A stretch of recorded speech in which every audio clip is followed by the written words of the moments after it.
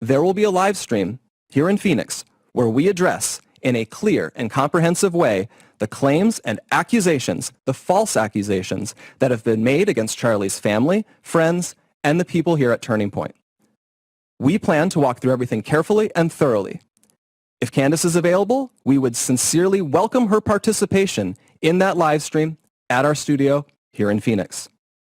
At this point, we believe the ball is back in her court. Welcome back to The Disturbing Illusion, and what a disturbing illusion it is. I want you to know the reason I cover this is because this incessant psychological operation that continually involves us and the American people into voting for the chains of our own oppression has to be exposed at every turn so that people can wake up, smell the smelling salts of reality and go, you know what? I've been coaxed and coerced and deceived into staying on the plantation. TPUSA has had a part in this. Charlie Kirk has had a part in this. Candace Owens has had a part in this. And anybody who's foisting and continuing to perpetuate the left versus right paradigm lie really needs to be exposed.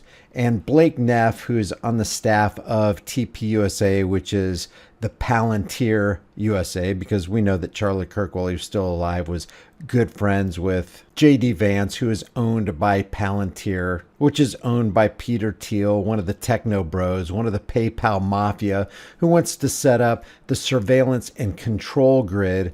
Blake Neff says, for the past 3 months, we've received a flood of questions about Candace Owens and her claims attacking Charlie's closest friends. For 3 months, we preferred to remain silent, but the attacks have not stopped. Today, I deliver this response. And you let me know if it sounds kind of like an attorney's response. Check this out. We wanted to use this segment at the top of this hour to say something important, something very important. For the past 2.5 months, there is a topic that has flooded our Freedom inbox. It has been nonstop on social media, but which we have almost totally avoided on this show. You probably already know what I'm talking about, which shows just how ubiquitous it has been. Oh, look, he's in studio alone. Why did they just put Blake in front of the camera? Where's Andrew? Where's the great Mikey McCoy? Where's Erica? Why is it just him? Why is it just Blake? Ever since Charlie's murder, Candace Owens has leveled a flood of allegations against people at Turning Point USA, people at Turning Point Action, and people who work for this show. She has made them against some of Charlie's closest friends and against some of his most dedicated employees. She has suggested that Michael McCoy, Charlie's chief of staff, knew Charlie would be murdered, was happy that he died, and stayed silent because he was told he would be the next Charlie. Now, is it possible that that's true? Of course it's possible. Is it possible that what Candace Owens is lodging against TPUSA is true? Of course it's possible. Is it possible that what TPUSA is saying about Candace Owens is true? Yeah, it's possible. Is it also possible that both entities are lying, or one entity's lying and one entity's telling the truth? Of course it is. Don't let anybody box you in to a with TPUSA and against Candace box, or for Candace or against Candace and for TPUSA box. She has suggested Michael is not his real name. It is. I have seen his birth certificate myself. She has called it.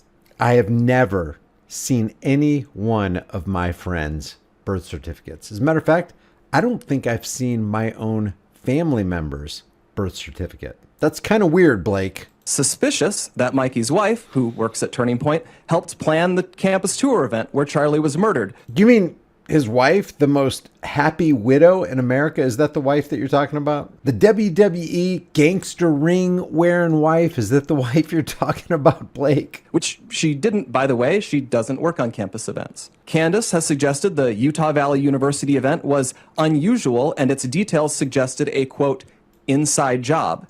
They kind of do seem unusual. It's kind of weird what's going on. And it's even more weird that TPUSA is not only not asking questions, but they're promoting the FBI's official story when we know the FBI absolutely can't be trusted. She has claimed that foreign aircraft have followed Erica Kirk around the country and that Turning Point has lied about this happening. She has accused us of lying about Charlie wanting Erica to take over for him if he died. She has suggested Charlie's security team intentionally denied him first aid after the shooting to ensure that he died.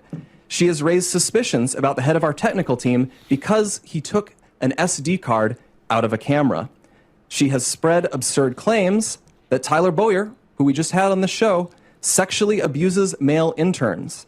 She has suggested that TPUSA faith-affiliated pastors, like theologian Frank Turek, who we'll have on in a moment, and Pastor Rob McCoy, are part of a military, quote, infiltration of Turning Point, either because they are veterans or because they have family members who are.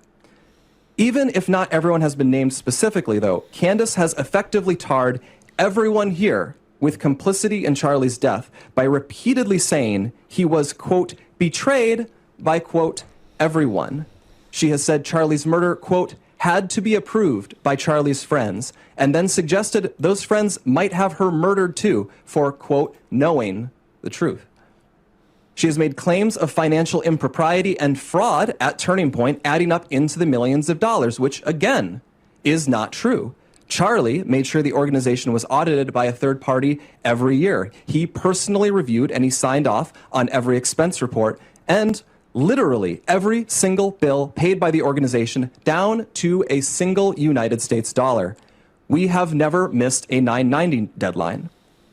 Candace has made other stranger allegations involving French paratroopers in maroon shirts, Egyptian Air Force planes flying out of Provo, Utah, and potential underground assassins traveling through unseen tunnels.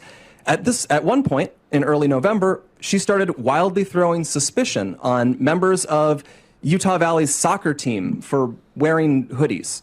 I could go on. There is always something new coming up, and none of it ever pans out because, from the start, there has been nothing there.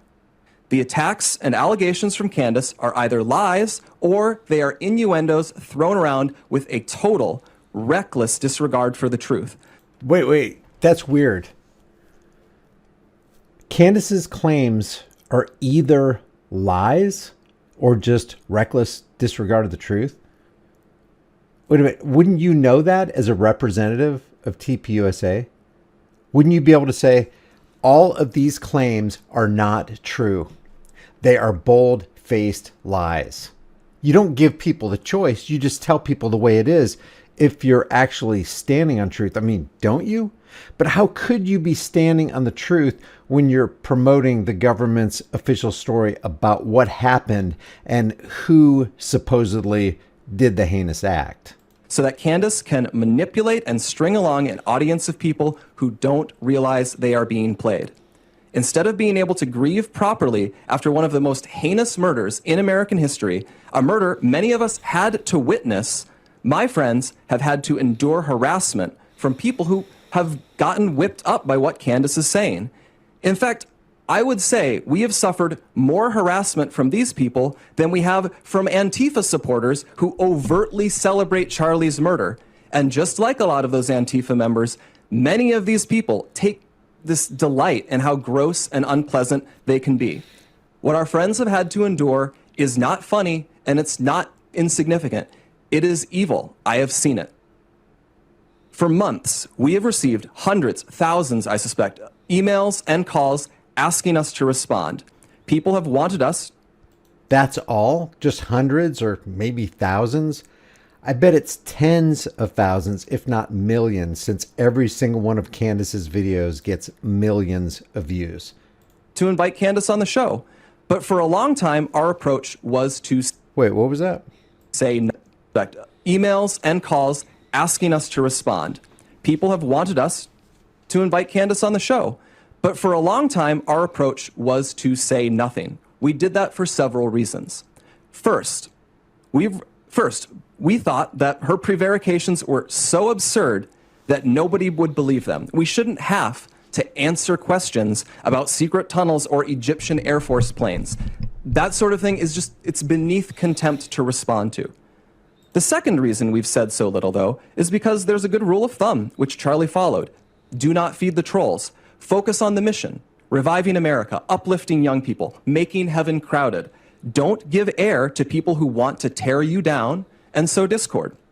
Lastly, we didn't respond because Charlie always viewed Candace as a friend, and we were holding out hope that she would return that friendship and stop what she was doing. But a week from now, it's going to be 3 months since Charlie's murder. It's going to be hard for somebody like Candace to stop what she's doing when the organization that was started by Charlie Kirk is choosing to promote the government's official story. Candace has not changed her behavior. She has continued to spread falsehoods about Charlie's friends, and she continues to concoct new ones about new people. Speaking of spreading falsehoods, aren't you guys the ones spreading the falsehood that a 30-06 bullet hit Charlie Kirk's neck, which turned out to be a man of steel neck that stopped that bullet and made it go down into his body cavity, thereby protecting the people behind Charlie? Aren't you the ones that promoted that falsehood? She's using these falsehoods to enrich herself while dividing the conservative movement at an absolutely critical time for this country. And far too often, we here have heard from ordinary people, people who loved Charlie and who Charlie loved so much in return. These people have expressed the worry that we are staying silent out of cowardice or as some sort of tacit admission that some of the attacks are true. Neither is the case. Our silence has never been, and it will never be, equal to complacency or approval. Still, we decided Charlie would not allow this to go on. Charlie was not a coward. Charlie was a fighter. Charlie would not allow someone to spread lies about the people closest to him with impunity. And he would feel ashamed if other people were stepping up to defend his friends while he never did so himself. Candace has mentioned several times that the ball is in our court. So here's what is going to happen. In the near future, there will be a live stream here in Phoenix where we address in a clear and comprehensive way the claims and accusations, the false accusations that have been made against Charlie's family, friends, and the people here at Turning Point. We plan to walk through everything carefully and thoroughly. If Candace is available, we would sincerely welcome her participation in that live stream at our studio here in Phoenix. I like that, except Candace is saying, well, they're gunning for me, so that wouldn't be a good idea. So what I suggest is that Candace address this and maybe suggest a Zoom call interview where direct questions could be asked by Candace and fielded by TPUSA representatives, specifically Mikey and Andrew and Erica and Frank Turek and all of the heads of TPUSA. And both parties should bring the receipts. At this point, we believe the ball is back in her court. Our motivation for doing this is not out of any obligation to Candace. It is about honoring Charlie. We feel a deep responsibility to protect his legacy, his work, and the truth. I feel that. I owe Charlie everything in my life. I feel it immensely. And that is why we feel compelled to speak clearly and openly now. We'll have more on this in the near future. Okay, I hope this happens because both parties do need to get together and they do need to face each other. We need to do away with this he said, she said, get both parties in the room, TPUSA and Candace Owens and whoever else is on the upper levels of this situation, and just attempt to clear the air, because this he said, she said just ain't working out too well. So I got a question for you. What questions should be asked of TPUSA and Candace Owens? What evidence should be produced? What things need to be addressed, and should it include why are you, TPUSA, deeply involved in propagating the government's official story? Hey, if you like these commentary videos, maybe you'll like some of my others. Check out the channel. If you want to support this channel, you can do it for free. Just like this video, share this video, subscribe to the channel, hit the bell notification icon. And I'm looking forward to this TPUSA versus Candace Owens debate, but I'm thinking it ain't going to happen. TPUSA has served as an organization that has deceived us for a long time into buying into the left versus right paradigm lie, and Candace Owens has done the same thing. They've both done a lot of damage to America, and we need to just be open and honest about that. Leave your thoughts in the comments section below, and I will see you in the next video.